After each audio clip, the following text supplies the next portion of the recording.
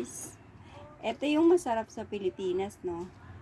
Yung sariwang gulay na nasa bakuran mo lang. At pipitasin mo lang siya.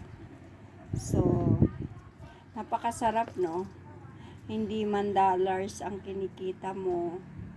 At least kasama mo yung pamilya mo, asawa mo.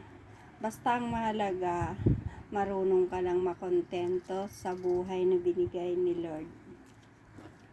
Salamat sa Lord dahil kahit simpleng buhay, pero masaya dahil lagi mong kasama ang iyong anak at ang iyong asawa.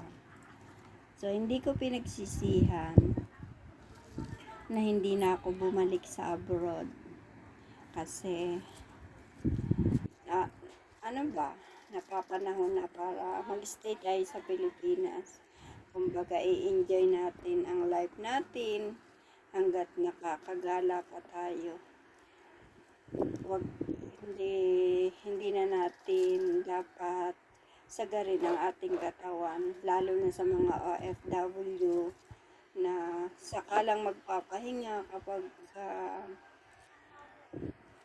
yung may nararamdaman na. So, sa edad namin 50 years old, so dapat talaga magpahinga na sa pagiging OFW. So, yan lang guys, at maraming salamat sa inyong suporta, sa inyong panonood ng aking mga video everyday. Sa simpleng buhay, masaya, marunong ka lang makontento, sapat na. Thank you for watching.